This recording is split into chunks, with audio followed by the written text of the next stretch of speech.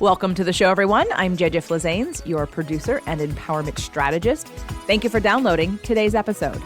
Today, we're going to talk about choosing a superfood with David Avocado Wolfe. It's his second time back. Look forward to sharing this conversation. We did do a video, so come on over to jjflizanes.tv to check that out. I just want to address something quickly that's been happening, and it'll probably stop. I have, of course, been challenging the narrative, and that gets me taken down. So I've been censored twice on YouTube, and I wanted to clear up something about last week's show with Dr. Christian Northrup, who does mention David, and I decided to publish them back to back. The whole reason I did last week's show about recipes and protocols and side effects is because what people don't know is that for the people who have not been inoculated, you can still have side effects from others that have been. And that was the whole point of the conversation, but I tried really hard to not get taken down, so I think it got lost in translation. Spike proteins are emanated off of and off gas off of people who've had the shots. So if you've had a shot, you have spike proteins coming off of your body. If you haven't had the shot, you still get affected, sort of like secondhand smoke, you still get affected by the off-gassing. And while I'm not trying to get anyone to freak out, I have noticed, and I've even had some certain symptoms when around people who have, or lots of people who've had multiple doses. And so that's why I wanted to bring to you the show, first of all, to have Dr. Northrup talk about it, and also to give you some solutions. And like I said, I take something, it's a Pine protocol from narayanbeauty.com. So anyway, all of that's on the show notes from last week, but I just want to clarify that because I had some questions of people who thought, well, if I didn't have any of that in me, then it shouldn't affect me, right? And it's like, no, this is just like secondhand smoke. And what do you do about it? And how can you help yourself? So that's enough about last week, but I won't be putting any more of that kind of stuff on YouTube because I'm getting my hand slapped. And at this point, I will look for other social media platforms that aren't as censored. I don't know where that's going to be yet, but it will be. And I will announce that I do have at least a group and a separate podcast for my membership, which is now called Empower You. And you can go to jjflizanes.com/empower you to find out more about that. It's basically group coaching once a month, along with we're going to do some full moon and or new moon ceremonies once a month. And it's just a tighter community to work on emotional things and then to sort of have a less censored situation. But it is a paid community. Now, today, I've invited David back on the show because he definitely has specialized in superfoods in the past. And when it comes to superfoods, it's a crazy world out there of what do you choose? How do you choose? And we start this conversation, we definitely don't finish it, but I thought it was a good place to start to understand how to choose something for your body that is the best for you and why, and then how to start learning about and thinking about superfoods in general. So David Avocado Wolfe is the rock star and Indiana Jones of the superfoods and longevity multiverse. His social media posts reach millions of people each week around the world with succinct, powerful, inspirational quotes, news, health information, and education. With over 26 years of dedicated experience and having hosted nearly 3,000 live health events, David has led the environmental charge for radiant health via a positive mental attitude, eco-community building, living spring water, and the best ever quality organic foods, wild foods, juices, and herbs. David Avocado Wolfe is the visionary founder and president of the nonprofit The Fruit Tree Planting Foundation charity, with a mission to plant 18 billion fruit, nut, and medicinal trees on Earth. You can get 10% off of any of David's stuff. In fact, I'm drinking some bulletproof coffee right now with some of the cacao nibs in it, blended, to get what we're going to talk about today in terms of chocolate. But if you're interested in buying anything off of his site, please use the code JJ for 10% off. It's basically his website, davidwolfe.com. The link will be in the show notes, and I hope you enjoyed today's show. If you want to get a little more involved in any of my communities, just reach out to me, and I can tell you the best way to do that. Again, the Inner Circle membership has now changed to Empower You. And we're kind of niching it down a little bit and really focusing on more of that emotional journey and everything that surrounds that. So if it's a fit, jjflizanes.com/EU. Welcome to the show, everyone. We've got David Avocado Wolfe back. I'm so excited. If you are on the podcast, we did a video. So come on over to jjflizanes.tv to check out David and I. We're going to talk about superfoods today. And if you're finding us on YouTube because you're searching for David, just know this is my show. So what does that mean? I'm going to talk. And if you don't like me, totally cool. If you don't like me and you want more of just David, where can they find more of just you, sir? You can find me, you can track me down on, probably just davidwolfe.com. That's the easiest portal.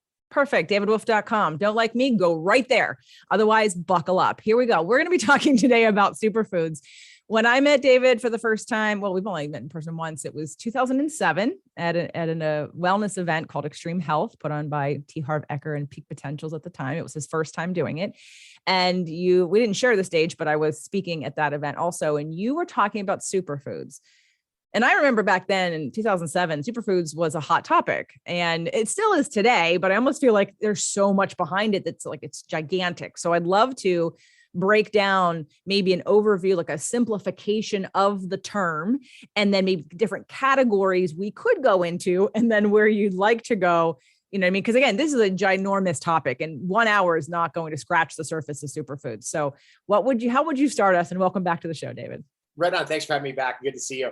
Okay, so superfoods are the greatest plant foods that have been identified by civilizations long before television and automobiles, when people were much closer to nature and they really knew about their environment. And so each civilization appears to have selected one or two of their plants as being like the superfood of their civilization. When we think of the great civilizations of Mexico, for example, their superfood was cacao, or chocolate, the chocolate nut, the nut that all chocolate is made out of.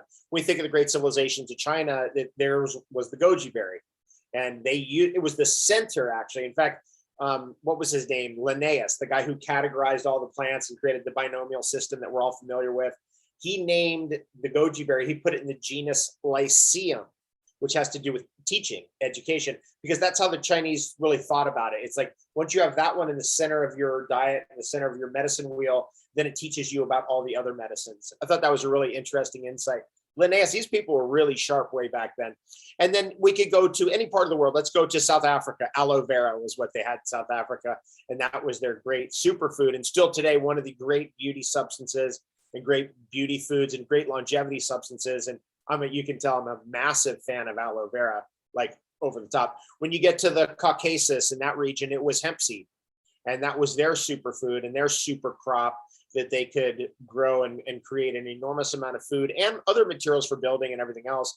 And it was like the center of their medicine wheel. And we could just go anywhere in the world and we can find a superfood that was the thing that civilization was into. And what I like about superfoods is it also kind of brings you back to that. So for example, another superfood of the great civilizations of Mexico was spirulina. And spirulina was grown in Lake Tenochtitlan. So we don't know this, but the greatest engineering project of the 1700s was when they drained out the Great Valley of Mexico City.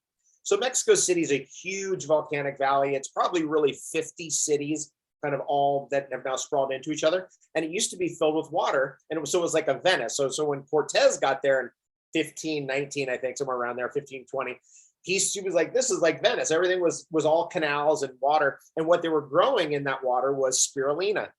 And they were floating gardens of spirulina, really interesting accounts. And I really recommend going back. I'm going to see if I can recall this. There's Prescott, The Conquest of Mexico. That book, if you can get the English translation, which is Prescott's famous work on the invasion of Mexico, one of the most incredible pieces of literature in history, I think.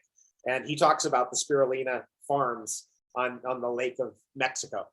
And, I could go on and on about this. There's just so many interesting ones. If you go to the Pacific Northwest of the American continent, the North American continent, you could think of the blue-green algae that grows in the lakes of the Pacific Northwest, of which one was isolated AFA blue-green algae, which is a very popular superfood all over the world, and a wild food. And that's something, too, that we can get into. Some of these are wild foods, and that means they're not for everybody because they're strong, right? Wild food, if you go out and eat a wild dandelion, people are going to be like, I'd rather have lettuce. Most people, not everybody. Well, can we just say that superfoods are basically a nutrient dense substance, but they all have different properties, or are they all detoxifiers? Great question. So the next phase of it is, okay, so they selected them based on, this incredible cornucopia of medicinal properties, but a superfood is kind of like a food and a medicine together. So they have both properties. So they're very nutritious, but they're also very medicinal. So for example, let's just take the goji berry. The goji berry is really interesting because its magical properties, it has very unusual polysaccharides. What's that mean? Those are long chain sugars. So glucose and fructose are short chain sugars. And we kind of know what that is when they're sweet to the taste. But as you get longer and longer and longer, you're going to get more bitter, and you're going to get different flavors or no flavor. But you're going to get good medicine. You're going to get good food for the immune system. So the immune system, especially white blood cells, like to take the polysaccharides in and convert them into immunological weaponry. And that's why polysaccharides are considered one of the best foods for the immune system. And goji berry is one of those. Another one, by the way, that I mentioned before is aloe vera. It's another one that has a very high amount of polysaccharides, which are very immunological, very good for the immune system. And so when you combine food and medicine together, that's what a superfood is. And that's why, like, especially for the demographic of like, say 20 to 50, you really got to be doing a smoothie every day, just one blended drink with superfoods in it. And that beats vitamins and mineral pills every day of the week. Every day of the week. I hesitate to ask what are the ingredients in said smoothie and which ones, and rotating them. So it's funny because I know the properties of goji and aloe vera being immune system boosting, goji especially, right? So, but you mentioned aloe vera for immune system, and I didn't even really think of that because for spirulina, or let's say chlorella, I don't know if that's considered a superfood, that would be, or the antioxidant compounds in cacao, that being again immune boosting. So I was looking at like when someone's looking for a superfood, going into why am I going to eat this? It's good for me. What does it do? How much do I need? How many of them do I need? How often do I need them? Which ones in what order? Good question. So this is really kind of a cool thing I've learned in the history of my discoveries in nutrition and my journey, and it's really, I find it fascinating. You could survive without antioxidants. You could survive without the transformed anthocyanins, which are really become protectors of the cell membrane. And you've heard of Bruce Lipton. Obviously, you've interviewed him, and so how he talks about the intelligence of the cell membrane. Well, the cell membrane can be nourished with antioxidants. It can be nourished with carotenoids and anthocyanins and all these interesting things that are in superfoods, even chocolate with the cacao bean.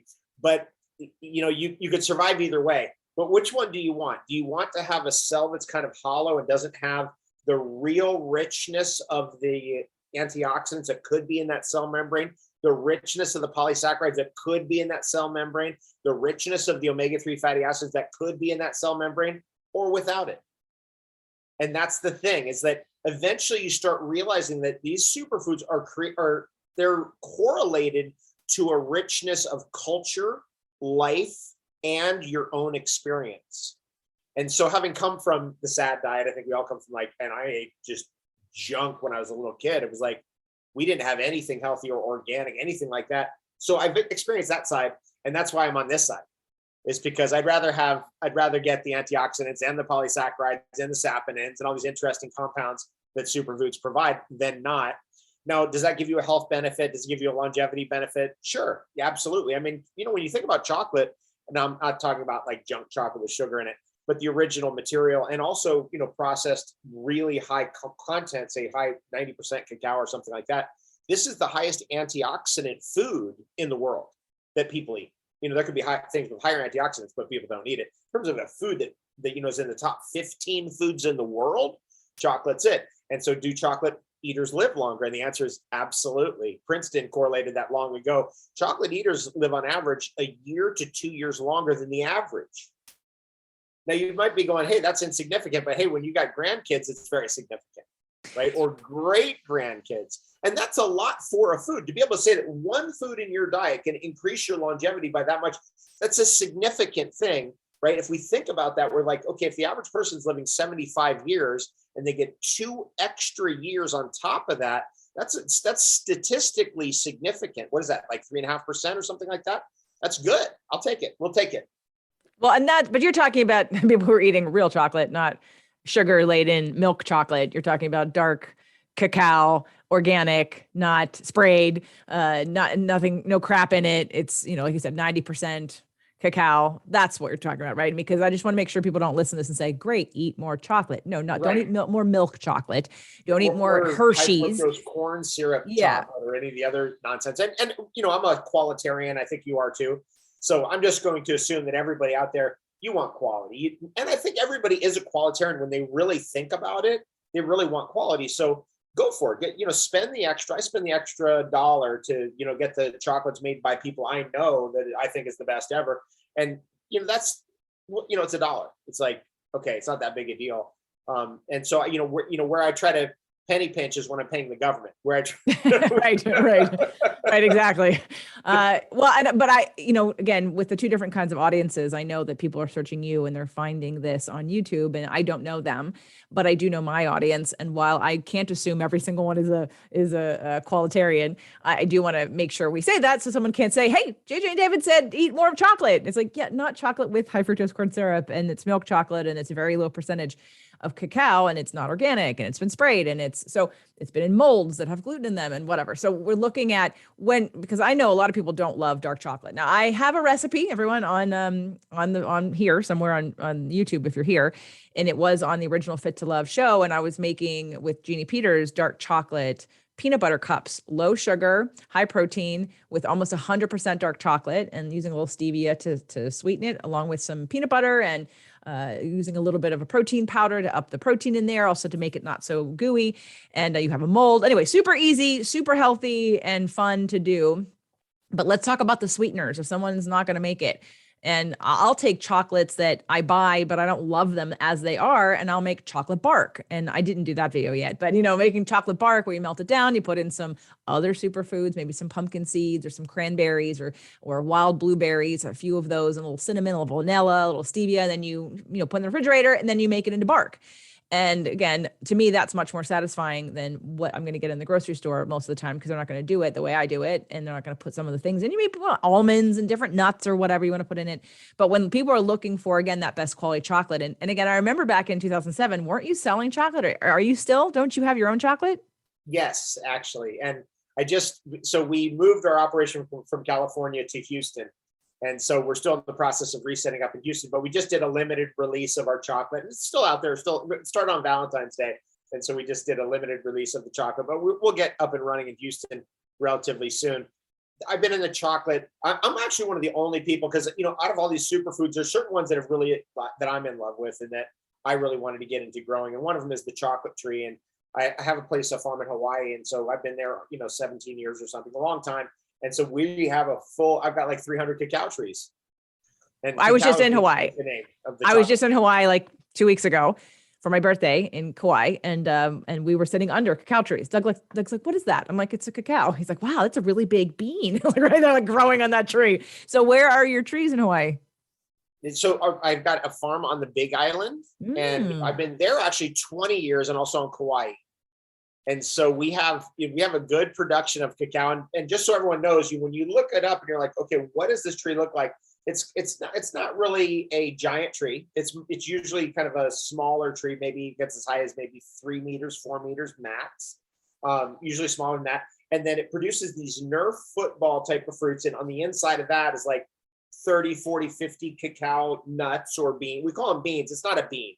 It has nothing to do with a bean. It's a nut. It's the most widely eaten nut in the world that nobody actually eats. We all eat processed forms of it. So when I get people back to the original, what I like to do is get them to the original cacao beans or cacao nibs, which are the broken up pieces of the nut. So imagine an almond with 10 times more nutrition. That's what a cacao bean is. And then you take that and you throw it in a blender with coconut water and lucuma, because you were asking about non-glycemic sweeteners or low glycemic sweeteners. My favorite of all time is lucuma, Lucuma. And that to me is like the ultimate emulsifier. It's going to bring fats and oils and sugars together in a smooth way. So for example, like in South America, if I'm in Peru, every ice cream has lucuma in it, because it's the best emulsifier ever. And I just love the flavor of lucuma, which is a fruit, by the way. And so that's the one I would pick. Stevia is another one. Another one, by the way, that comes from South America. And other ones are like monk fruit that comes from Asia. And there's all, you just have to pick the ones that you like if you don't like all the sugar. I'm a beekeeper too. So honey and the products that come out of a hive, honey, bee pollen, propolis, those are all superfoods. You can't just suddenly, if you have candida or, sugar problems, you can't just suddenly just start drinking honey. That's not a smart idea. But if you can handle some amount of sugar, don't eat the sugar, eat honey instead, right? Yeah. I don't eat sugar ever. Forget it. It's going to be honey. And if it's going to be honey, it's going to be quality. So that's another one that I would recommend as a sweetener. It's like, hey, you don't need to add sugar. You don't have to add like even coconut sugar or granulated sugar or brown sugar. Honey, that's the original. Yeah, we did like 4 shows on honey, propolis, and bee pollen, and yeah, I did all that with Joyce Dales, who owns Cold Be Gone, and that was great. Now, lucuma is probably the only sugar I don't have. I have allulose, monk fruit, stevia. I have all the sugars, erythritol. I have all of them, but I don't have lucuma. So, is it a low calorie sweetener, a low glycemic? It's a low glycemic, low calorie. Now, the thing about lucuma is that immediately it's going to become your favorite, and then you're going to be hiding it from everybody. That's what I've noticed that all over the world. Everywhere I've been to somebody's house, I'd be like, hey, where's your lucuma? And oh, we don't have it. We ate it all. I was like, oh yeah, So I'm in the kitchen there in the other room, right? I'm like, let me just climb up here, and then there's the old toaster on the top shelf in a cabinet. I move that, and the lucuma's behind it. That's how good it is. People will hide it. Do you sell that too? I sell lucuma. Yeah, I think the very first person to put lucuma on the internet. But when you're in Peru, lucuma there's whole valleys that are called like Lucbamba, which is the Lucuma Valley. It's like that, it's a huge, to me, it's a love affair. I mean, I grow lucumas also because they're so interesting. I mean, they're kind of like, the lucumas that we're familiar with here further north out of Peru they're more like, we call them egg fruits, and they have a hard-boiled egg consistency. Like they're kind of flaky and cakey when you cut into them.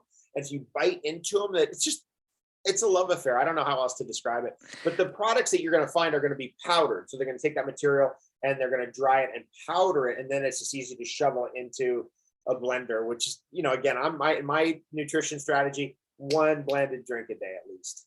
Okay. Skip your meal, drink it instead. Well, I'm going to be buying some lucuma because it's like the only one I think I don't have. I definitely love honey, and I buy local honey from organic farmers here in Ojai, and I do use it, and I do bake with it and cook with it. So we would like to. All right, so let's cap on the chocolate conversation because I want it, because you have it, and I want everybody to go to davidwolfe.com. I believe you still get 10% off if you use the code JJ. If you want to buy David chocolate, we'll talk more about that. I'm going to be getting some chocolate as well because you had it then. Now, did you change anything about what you did from 2007 until now with your chocolate? You cannot even imagine what you learn in all that time. It's 15 years, right? Yeah. It's incredible. So we improved and we improved and we improved. But also, it's not just that. I'm a farmer. So my knowledge of growing cacao is tremendously different than back in the day. And so I would say that I'm a rare bird in the world. I'm a soil to bar guy, but I'm probably the only soil to bar guy in America. There's soil to bar guys that you've run into in Ecuador or Peru or Venezuela or West Africa or something. But I'm one of the few in America, maybe the only one. So meaning that I grow it and process it all the way to chocolate on our farm. It's a one-stop shop. And that's a real learning curve to get to that. And it's a lot of fun. Well, it's a passion project. Food is about fun, and superfoods are about fun. And a lot of times, people get into food troubles, or they don't want to eat food, or they get into disturbances of their diet and digestion because they don't like food. And I get that because it's not that fun. Well, in my first book, whatever, that's a debatable thing. I have 2 books all at the same time. But anyway, Fit to Love, I created in the 5-step process. One of the things the chapter was about food as a love affair. And what I've seen, back in the personal training days and weight loss until now, that it is a disconnection. People are disconnected from food. And if they're not growing it, and you don't have to grow it, but most of us and most people have a very dysfunctional relationship with food. And it becomes food is repression or food is pleasure only, which food should be pleasure. But because of I think the way our nervous system is set up and how we're using it and the state of our body at the time that we're consuming, we're not in a state to actually enjoy it and be with it, but, grabbing your food and cooking it. And so what I was talking about, if you can't, it'd be best if you can grow it, chop it, cook it, eat it, because by the time you get to the eating part, you eat a whole lot less and you're satisfied on a different level because neurologically you've been sort of, your system has been calmed down and now you have a relationship. It's almost like earthing, right? Instead of sitting on the earth, you're now working with it with your hands. That's still a transfer of energy that happens there. So Food as a Love Affair was one of my favorite chapters because I just see so many people who, I had a workshop once for the book, and a lot of people who overeat, women, and I took them through, I had sponsored the event with a couple different companies here in California, and I went through the menu. So we stood over the food, besides blessing it, we went through all the different ingredients, and I asked them, this was what a great thing, and I would recommend anyone who wants to change your relationship with food to do this with your children, with your spouse. When you look at what you're going to eat, I went through each item on the menu and what it contained and asked, what does it do for you? What is it good? How does it affect the body? What are the benefits? Are there any negative side effects of this food? And A, it shows you how much you don't know about food. And then two, once you get to eat the food, there's a different relationship with it, because now you've actually created this energy, and you enjoy and you savor a little bit more. And so I love that idea. When it comes to looking at food as medicine, food can also be better medicine to you too, if we actually take that sort of spiritual approach. So I love that you're doing, you in the farm, I'm growing stuff. There's such a different relationship. I can't even explain it to people who overeat. When I cook for somebody, Thanksgiving, by the time I'm done cooking, I don't even want to eat. I'm full. Why? Because I've been working with the food all day. My body feels like I've already been eating. I don't have this like ravenous need to just stuff my face, and I'm not even really enjoying the bites, and my brain isn't sending the right signals to my body to tell me when I'm full when you're getting like that. So I think if you can, from this conversation, be inspired to also just start to cook more, start to go out and buy a tower garden if you don't have any room, grow something. There's a different relationship with food when you have that intimate relationship with it, with your hands, with watching it, and then it becomes just a sacred. I think it's like a very sacred relationship. So I want to talk about, as people are listening to this and they're thinking about superfoods in general, and like, how do they start picking what is right for them? What would you recommend? Because, people who want to add things into their routine to become healthier, and here are all my choices, and they go, I don't know where to start. Do I do them all? So what would your recommendation be on where to start, and what kind of questions can we ask ourselves to choose the right thing? Okay, great. I think the first thing you want to ask yourself is like, what climate are you in? Where are you? And also ethnically, where are you? So for example, I'm Mediterranean. So I do really good with Mediterranean food. I mean, it's ridiculous. Like olives, I could live on olives. I just absolutely am in love with olives. And so you need to ask that question. It's like, where are you ethnically? Where do you live? What's your latitude? And then you select the superfood that's the most appropriate for that environment. So for example, it's like, you're in Ojai. I tell you a really good superfood for Ojai, aloe vera. It's easy to maintain, it's easy to grow, and you go out there and you basically peel a leaf out and you fillet it. So you're going to get the gel out, and you throw that into orange juice, throw that into a soup, throw that into a pot of tea, throw that anywhere, it's amazing what happens when you blend it into something. It disappears. You don't taste anything, but all the aloe, the magic is there. And that's a beautiful thing. So you ask yourself that, and you might be like, well, I live in New York, but I really like chocolate. Okay. Then you might want to go that direction and deconstruct chocolate, bring it from chocolate bars back to cacao beans, and really like get cacao beans and be like, what is this? Let me check this out. Let me look at this. Let me get that visceral experience. I love what you're saying about the farming and the gardening. And I do want to add this in because I've noticed this over the years. People can get discouraged because all of a sudden they're like, okay, you're going to grow carrots now. And they're not a carrot grower. I'm not a carrot grower. I'm terrible at growing carrots. I'm not that guy. I'm a tree grower. I'm not also, there's people who are amazing at growing bacteria. It's unbelievable. They can grow kombuchas, juns, all kinds of interesting things like that, sauerkrauts, create apple cider vinegar. They're epic at that, but they don't know that because they never tried and they didn't realize that that's a skill that they have. So the whole breadth of investigating the magic of growth, from bacteria and cultures all the way to sprouts. A friend of mine is a sprout maniac. That's his favorite thing ever of all time. He didn't know that when he got started. He was a New York City entrepreneur. He had no idea that sprouts was going to be his thing. But over time, he tested it out. Some people, they're really good at herbs on the balcony. They're epic at that. You know what I mean? And so you just have to find out what your thing is. But I bet you have a thing and you don't know it. And that's a beautiful discovery. Now, as you get into the superfoods, you start going, okay, I can grow this on my porch, or I can grow this in my garden. I want something that's really got the oomph. And that's where the spirulinas and the chlorellas come in. It's got, this stuff is dense, with like wheatgrass is, I can't remember what the chlorophyll content is off the top of my head, but it's something like, I want to say it's like 12% or something like that. And when you get to spirulina, it's 3 to 6 times higher. I mean, that's significant.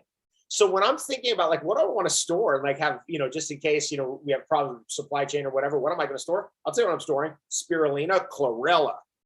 that stuff will last years in a appropriate vacuum packed. And that's kind of an idea about superfoods. What am I storing? I'm storing cacao beans. I'm freeze drying them and then vacuum packing them. And I have them stored, this is when I'm out of Hawaii. When I'm in Hawaii, there's no food. There's never going to be a food problem ever. But you get what I'm saying. It's like superfoods are really, really valuable because they're dense. And again, just to give that analogy, it's about, like with one cacao bean, it's about 10 times the nutrition of one almond. Same size, same look, almost look exactly the same, but that's the difference. Let's do and I know there's more than maybe you can tell me right now, but can we just sort of go through, okay, we've mentioned cacao and goji and aloe vera and spirulina and chlorella. How about another 5 to 10? Like we've heard, people hear like, are blueberries a superfood? Is salmon a superfood? Like, right. We're talking about these very specific plants per region, yet we've also been told that there are certain superfoods within our normal diet. If I was like salal berries from the Pacific Northwest, which are they're related to blueberries. They kind of grow in like a giant blueberry style bush. I would count that as a superfood. Blueberries are like they're right on the edge. I love blueberries. I'm a blueberry grower too. I love blueberries. I'm a fanatic. But would I count them as a superfood? No. And one of the reasons why is because they don't dry out very well. You can't store them. They're not versatile enough once you've picked them. So if you don't have a refrigeration or freezing system, blueberries aren't going to make it. You can't dehydrate them. I don't know if you've ever tried. It's really difficult. So they're difficult to store. Whereas, like, let's say a goji berry, you can freeze it, you can dry it, you can eat it fresh right there on the spot. You can store it for 10 years, break them out. You can survive on it. The seeds will still be viable. I mean, it's the adaptogenic quality of a goji berry is insane and magical. And, when I talk about goji berries, just to give you a perspective on this, there are 7 indigenous goji berries to the Arizona desert. And, there's 15 indigenous to North America. Now there's like 85 indigenous to like China and Mongolia and Tibet, that region, of which several have been domesticated and used heavily by humans for thousands of years. So when I see goji berries growing in Peru, which I do, and they're there, that part of it is just, let me just get into this for a second. These plants, that we call a goji berry, or we call a cacao, or that we call a spirulina, or that we call a hemp seed, they are not just like one thing. They have relatives all over the world. And once you tune into the family, so let me give you a little download on, this is my spiel on, there's only really 350 plants in the world. And, when we look at, we're like, oh my God, Linnaeus categorized millions. I mean, what are you talking about? There's only 350. Well, how could you say that? Well, there's only 350 families. And once you know the character and personality of the family, you see it everywhere. And you go, oh, that's the goji berry of the region. Oh, that's the tobacco of the region. Oh, this is the hemp of the region, which, for example, in Mexico is going to be chia seed. That's their big seed. That's the superfood in Mexico, chia seed, because it's so darn versatile. It's crazy versatile. And so you start to see that, it's like an energetic vacuum. Let me give you another example. In Hawaii, we grow mucuna, which is a vine, and we grow vanilla, by the way, too. And we grow vanilla, mucuna, and cacao together, which have been grown together. It's estimated and believed that those have been grown together for at least 5,000 years.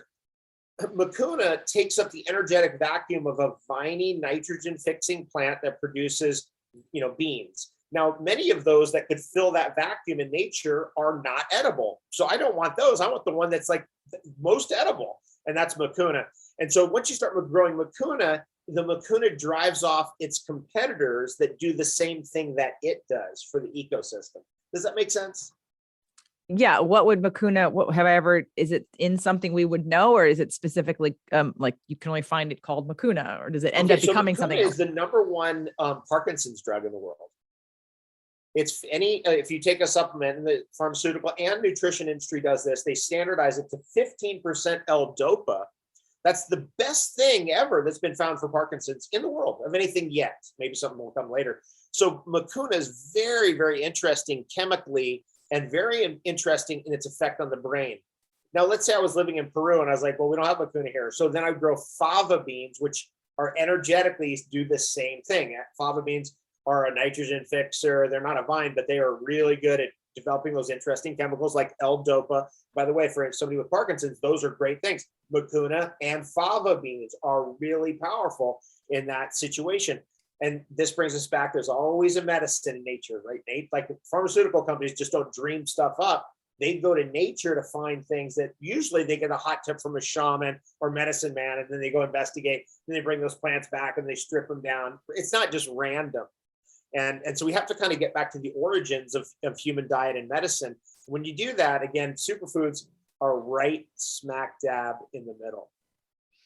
What about the heating component? You had talked about, for me, aloe vera being here in Ohio and being able to grow it and stuff. And then mentioning, now, of course, a smoothie, like I've had aloe vera in a drink, in a cold drink, but what happens if I put it in a soup and it's a hot soup? Does it destroy the properties? Does it change anything about it when I heat up aloe vera?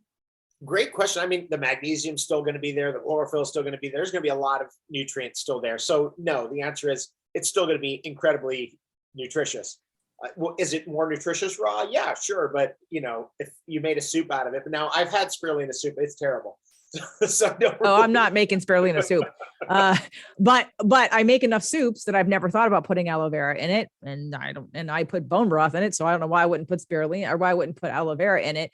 Like any recipe that calls for regular broth, I don't use regular broth anymore. I use, high mineral broth, instead, something that has more oomph to it. Cause, I am paleo and keto. So not, so I do eat animal products but again, adding in aloe, hey, why not? Because it's in soup, especially in my vegetable soups.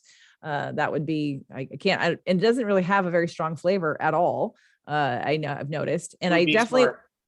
And I would recommend if any of you are listening to this and you go see, please don't go in the grocery store and you see a bottle of aloe vera and it's got pulp in it and it's really sweet. It's because there's a lot of sugar in it. So just please don't be drinking the aloe vera drinks at the grocery stores that have look at the label. If there's sugar in it, this is going to you want to kind of use it in something or sweeten it yourself with something that's low glycemic. I want to go back to the chocolate conversation because again, that is a really good, everybody will eat chocolate. And if that's something someone can do to increase their superfood consumption and therefore immunity and antioxidants. And actually let's even back up before that, because we talked about the health of the cell.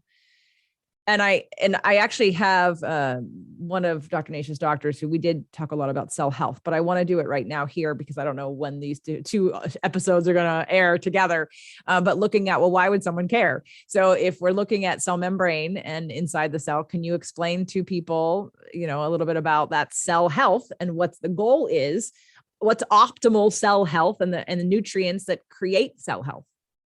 So good. Now, the most important part of the cell, as Bruce Lipton has taught us, is the membrane, which is the brain. Now, the interesting properties of that particular membrane is that that's where the minerals are. So the potassium salt pump, right? So potassium and salt, or potassium and sodium, that's a pump, right? Where if you have too much potassium on one side, then you're going to want to move the salt over to this side to neutralize it being too deficient on the one side than the other. Right, that's diffusion. So that's how things move in and out of cells. So where do you get quality salts from plants? Right, that's a strong consideration at the beginning of membrane. Now you're thinking, how does this relate to our brain? Let me tell you something. If you don't have enough electrolytes, your brain does not work. And when we say electrolytes, we're really just saying salts. That's really what it means. And when you have a salt that's bound into plant material, like celery, for example, that's a great example of that. Then you're really getting what that cell needs to be healthy to respire correctly. When we add layers on it, let's just say we go to lycopene. So goji berry, super high in lycopene. The lycopene, this is such an amazing study. And I literally wrote a book on this. I have never published it. I've been too busy with other things. I think, what my social media has been like. So I've been busy with that. But the lycopene and the way it breaks down and then gets absorbed by the cell and the way it gets into the membrane is that's an incredible story. And it's actually immunological too. So we did a lot of research when I was with Nutribullet. I'm still with Nutribullet. And one of the things we found out is that you could actually take something like a goji berry or a tomato or watermelon, all rich in lycopene. That's that red pigment. And especially if you blend it with something that's warm or hot, like a liquid or tea or something like that, or a broth, the lycopene can be drawn out and made highly bioavailable. And when you ingest that literally is at your cell membrane within 2 hours. And on the way, it's a blood purifier. and an immunological substance. Lycopene normally isn't any of those things, but the way you deliver it, especially if you do it a lot, it can have effects on all of those things. Just think about that for a second. So if you eat a tomato, very likely it's not going to do all that.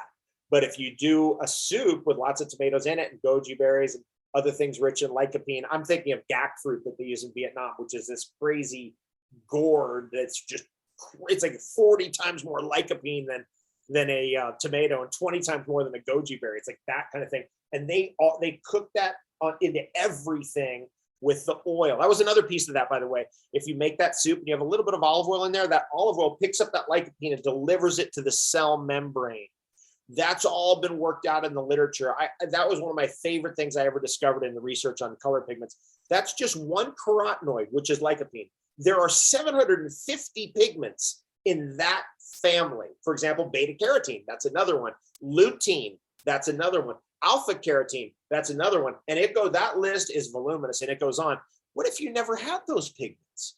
I mean, people go years without eating vegetables, and you can tell. You can see it in it has to do with the development of the full, what's the phenotype, right? Your full phenotype, your full genetics start to get expressed because you're actually getting nourishment, not only in your digestive tract, but all the way to the cell. What are those? Color pigments like carotenoids, other pigments, anthocyanins. Let me tell you this. So we found out, in order to get enough of those anthocyanins to the cell membrane, okay, not just into your body, but to the cell membrane, that's a tricky thing because you have to eat a lot. So, I'm a complete berry maniac. So when it's berry season, I eat 3 meals a day of berries. And that will be enough. But let's say you're like, look, I can't eat all that, or I just want blueberries on my lunch or something. How do we maximize getting those berry anthocyanins, which are present in all of the fruity berries, from raspberries to blueberries to blackberries, those kinds of things. And blackberries are I'd say blackberries are a superfood, by the way. I'd say they're even one step up from blueberries. And I put aronia berries in the superfood category too, because they're actually a black colored berry. A scientist in Italy found, his name was Mazzia, Mazzia, that if you add a little bit of olive oil to your berries, you radically increase the absorption of those anthocyanins into the cell membrane, which means it's going to improve eyesight and brain health. You'll actually get a feeling that it's actually improving those things, when normally we don't necessarily feel that unless we eat lots and lots of them. I ate one time berries for like 2 or 3 days, and I was at an event. It was in Toronto, and I was at a Hindu festival. And I remember, because black blueberries improve your eyesight. It was at night, and I remember I was looking for one of our guys in our crew, and he was like the guy who's always smoking dope, and he was never showing up. And he's that guy. And I remember seeing him across the festival, like, there he is in line over there. And it was the first time I'd ever noticed that blueberries had actually improved my eyesight, which is, again, you're going to have to do a little bit of work. You have to eat either a lot of blueberries or blueberries with a little bit of olive oil. Well, the fat the cell membranes are made from fat, right? So a fat right. So we could be doing olive oil, but you probably could do avocado. You could probably do, if you're using animal sources, doing something like omega-3s.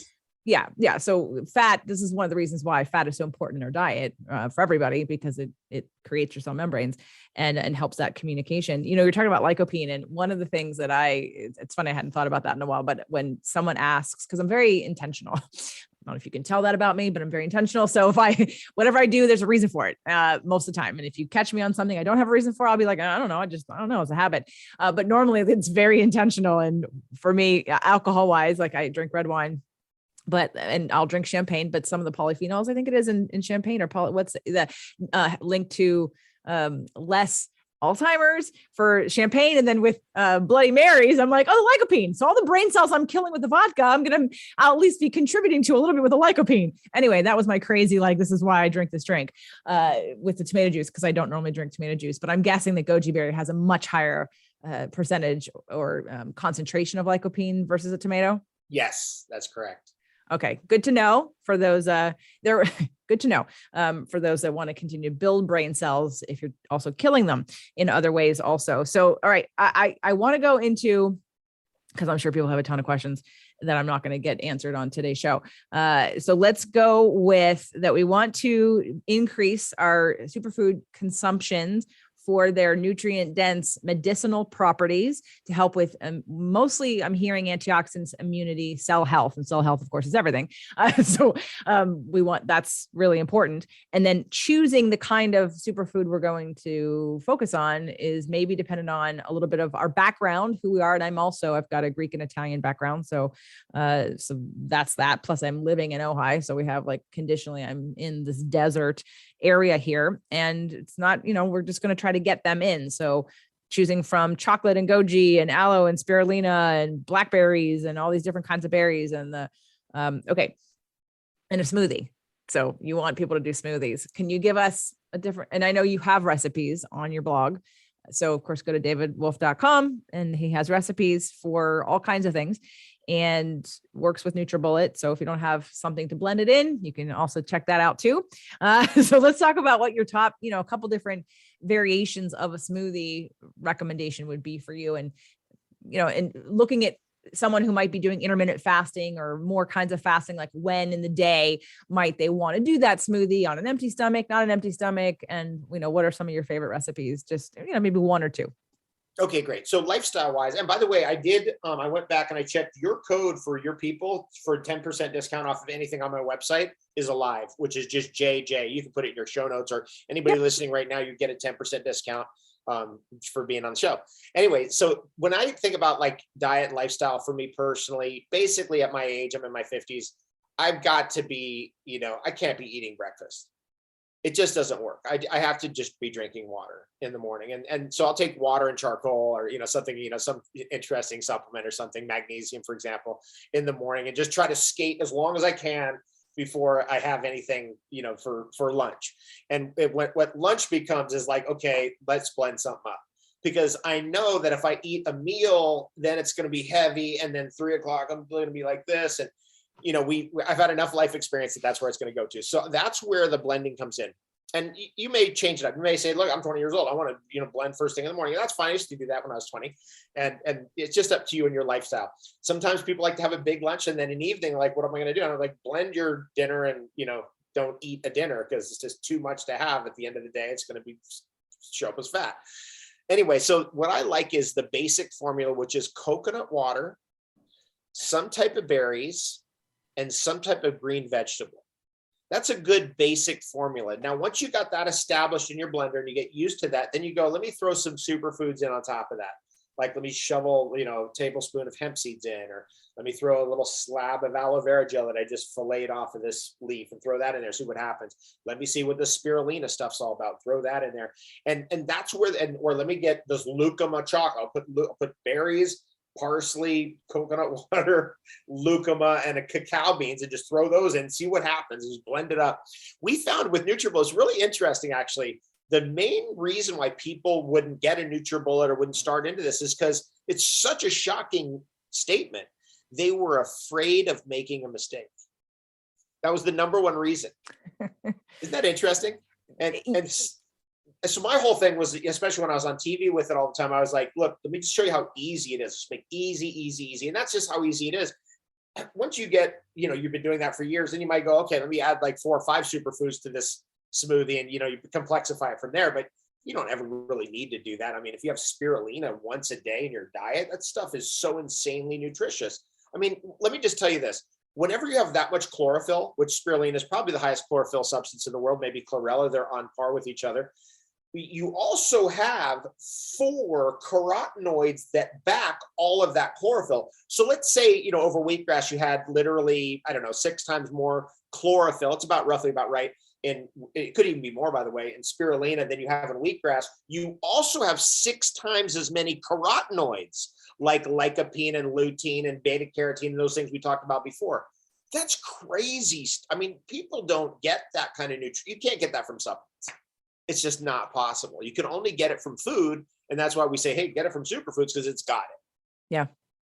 Well, chlorella is definitely a part of my regular weekly program. And I'd love to add back in charcoal. I know we talked about charcoal last time, and your kohlrabi, right? Is that your charcoal that was sold out at the time, so I had to wait to get it.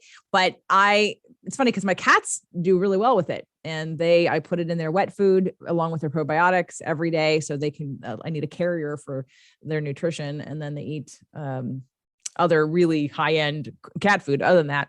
And they do well with it. And now, but some people, I know you said you have a really strong stomach. So in terms of like nothing really bothers you, but if I have, or if my partner has charcoal, then we'll get constipated. So what is for someone who wants to use it, because it is easy, it is safe, we talked about it. So the last show that we did was called water fasting. So if you haven't seen or heard that, if you're on YouTube, you can go back through the videos and see the water fasting episode that we talked a little bit more in depth about charcoal, but as a detoxifier. But what would your recommendation be for people who want to get the benefits of charcoal, but maybe they get constipated? Great question. So charcoal, the activated charcoal we have today is not, I wouldn't call it a tonic substance. I would call it an amazing detoxifier, but a tonic substance is something you take every single day. You're always on it. Now, for me, I can take activated charcoal every day, but I have hearty digestion, but I can't say that to the general public, like, hey, this is a tonic substance. So what we worked out over the period of time is that, and this came from, it was a friend of mine he played professional baseball for 16 years. And he's like, it's just too strong for me. Can you give me something a little bit like toned down? And I was like, yeah, I can get you birch charcoal that's not activated. And that's way toned down. So it doesn't constipate you.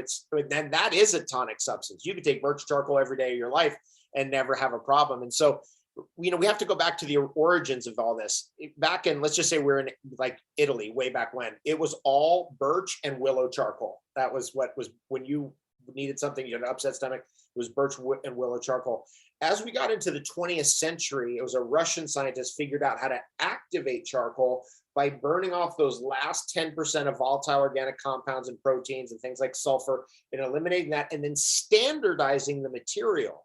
Because before then, charcoal wasn't standardized, right? So when you started having pharmaceutical companies and industries, they want a standardized product. We want this mesh size. We want the particle size to be between this and this. That's what gave birth to the activated charcoal revolution, which is a very strong detoxifier, but not a tonic for people who have sensitive digestion.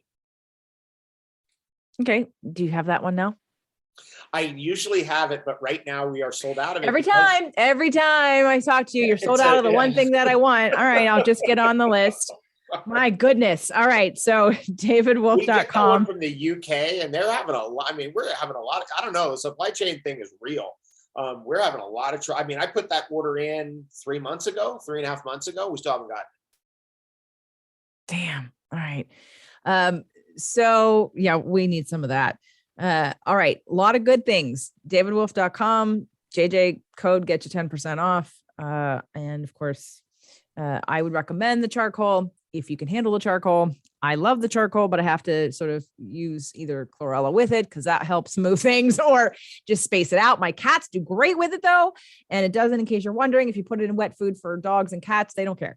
People look at things and they're black and they go, oh, cats don't have that. No, it still smells like food, still tastes like their regular food. They don't care. They eat it all. They're all good. Let me just jump, because you're on this. This is so important. In terms of longevity in animals, there's nothing that has the track record of charcoal, just so everyone knows that. And so if you love your pets, you love your dogs and cats, the best thing you can do, and the simplest move you can do, is put a little bit of activated charcoal into their food. It can increase their lifespan by up to 40%, even more than that. Now that's significant. When I say 40%, I'm not talking about, remember we talked about 3.5%. That's a few years. We're talking about actually, if you increase their lifespan by 100%, that's doubling their lifespan. So 40% is significant. That's massive.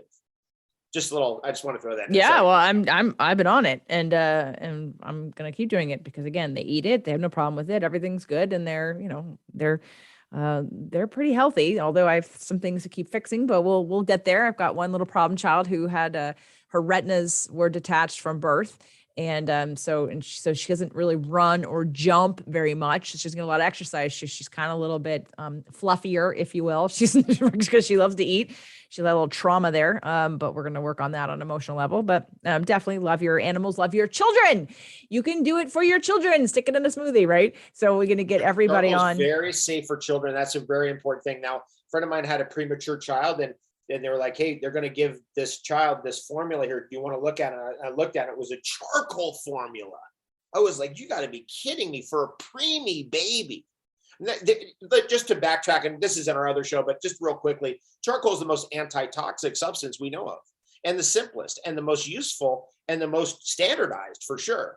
Like, I'm into clay. Okay, clay. I'm into zeolites. Okay, cool, zeolites. But I don't trust any of that stuff nearly like charcoal. Not even close. Yeah, everyone get some for everybody, and figure out how to get it into everybody's diet because it's easy and it doesn't really taste like anything. It's just the fact that it's black. If you're going to open up the capsule, and it will turn anything like a different color, but at the same time, it's so beneficial. And that's why I would like to get on a more regular regimen myself with it, because again, I just want to make sure that my digestion doesn't get stopped up by it, because I have a little bit more of a sensitive digestive tract than you. So again, we didn't even scratch the surface. There's so many superfoods. There's so much to do, but I'm pointing you in the right direction. So first and foremost, if you want to start with the simplest, easiest thing, as I will be doing, head over to davidwolfe.com, JJ code for 10% off, and get yourself some chocolate and some lucuma. I'm definitely doing that right away. And then some charcoal, because not that charcoal is a superfood, but again, would it be considered a superfood? It's not really a food. It's really interesting. It actually has no nutritional value. And by the way, we covered this in our last show, but it doesn't interfere with healthy digestion. That's important to understand. Like, it's not going to rob you of nutrients. That's a myth, and that has never been proven scientifically. It's interesting though, because if you really do the charcoal a long period of time, they found that it activates certain genetics. It's epigenetic, like Dr. Bruce Lipton tells us. It's not even a food. That's so interesting. It's so simple, like it's just charcoal, but how could it be epigenetic? But it is. Awesome. So some things that are pretty standard that we've talked about, but get yourself some chocolate, get yourself some goji berry. So I had gone to a quick little story, like a acupuncturist who was, when I was back in LA, and she had like an open house, and she had her herbs, and they were all in alcohol for the delivery system, right? So your everything was a little bit more open to receive these nutrients, which I thought was really interesting. So I basically she had like vodka, and there was another berry. I forget what the berry was. It was a Chinese medicine berry along with goji berries. And Shazandra. You think that was it? No, it started with either a W or an M. Okay. It was a dark blue, maybe even black little berry that maybe looked like a peppercorn, maybe a little bit bigger than a peppercorn. And that she had that soaking with goji berries in vodka. And I'm like, man, I have a martini. I have a vodka martini and with goji berries and a kind of delivery system for, anyway, I am not trying to give them a drink. I'm just saying that it was interesting. It tasted really good, and it was only needed a little bit of it. But the fact that it was in alcohol, just like, like your flower essences or some of the herbs that we get, they get put in alcohol because it's the delivery system to get into the body. And even your herbs like vanilla, you mentioned vanilla. So I was just in Kauai, and one of my friends and people who've been on the show, Theta Healer, and she prepared for me a vanilla paste that she had been fermenting for like 4 years, and it was like brandy or something. So I haven't even tasted it yet. I'm so excited to do it. But vanilla, right? Is vanilla a superfood? I consider vanilla a superfood. I'm a vanilla grower, and so I'm a little bit biased, but the density of the nutrition in a little bean this big is absolutely insane. And so, we scrape them out, and we'll like eat just, 1/3 of 1/2. So 1/6 of the overall bean is a massive amount of vanilla to eat. That I'd consider a superfood. Yeah, she grows them too. When we got there into Kauai, we went to her house, and she had them because she's got clients. So she does this for, and so she had this whole, she was drying out it smelled, the aroma was amazing. And then she has her own stash. And then so she just made me some, but yeah. And she told me a lot of chopping, like a lot of scraping, a lot of chopping with the vanilla beans. So, but that was really exciting. And I haven't even tried that yet, but anyway, talking about alcohol and delivery system. So again, a lot of different things to start with. And I guess the message would be just start with something. And then I think some of the intuition, and guess whoever you work with, again, nutritionally, like look at what you need and then what could help facilitate that kind of either healing or getting nutrients into your body to help you get to the next level of your health. And especially during a time like this. And what I mean by time like this is that a lot of you believe that your immune systems have failed you. And if that's the case, then there are natural ways, AKA these superfoods, that can help boost your immune system so that you are not that you're never going to be sick again, but you could be, again, elevate multiple times over your defense, your internal defense mechanisms that your own body can produce through these superfoods. Yes, David? Yes, absolutely. It's just, the healthier you are, the better your chances are with everything, cancer, everything. So Right. we just got to be smart, and you put your best foot forward. It doesn't always work out, but it will work out long-term if you stay with it and keep advancing. You know what I mean? So like you could be hit by some flu, cold, COVID, whatever happens. But if you keep advancing your knowledge, you can more quickly respond. You can develop an immune response that you didn't have before. And that's more my specialty. I mean, that's what I really love teaching people about, because superfoods I've been doing for so long. And not that I still love it. I mean, I'm super into it. But, after a while, you got to talk about something else. And so that kind of stuff is, the herbalism has really got me like on the edge of my seat. And there's some really cool stuff there, but that's for another show. Yeah, because I know you have some and I want to talk about them. But again, that was never going to happen all in one show. So let's come back and we did talk about a little bit last time on the water fasting episode, but let's get into the herbalism, because especially that's outside of the Chinese medicine model. Not that I'm saying that you're doing, but I know you're probably pulling from all different countries and plants all over the world. And it isn't just, you're not going to get some of these from your acupuncturist necessarily. So I'd love to do that. So hopefully you'll come back and we can talk about herbs for healing maybe, or herbs for longevity, and just, all of it. It's the whole package. I mean, at this point, I get, again, when you're 20, you eat lots of food, and that's why we like to get like 20-year-olds into superfoods and that kind of stuff. But eventually when you're in your 50s, it's really all about superfoods and the herbs. The food is like maybe one meal a day. Even then I ate too much, and I'm having little amount of food. Like last night, I was just a little amount of food. I'm like, I'm not digesting, it's like that. Because the amount of food you need as you age just goes down. And so you want to go really after the punchy stuff. And again, that's where the superfoods come in, but the herbalism is really magical. But that, again, we'll cover later. All right, he'll be back. All right, David, thank you so much for coming back again. DavidWolfe.com. Check the show notes. JJ code for 10% off. Get your charcoal, get your goji berries, get your chocolate, and then let's meet up and talk about what you're doing. All right. Thanks, everybody. Thanks, David. Thank you. Cheers.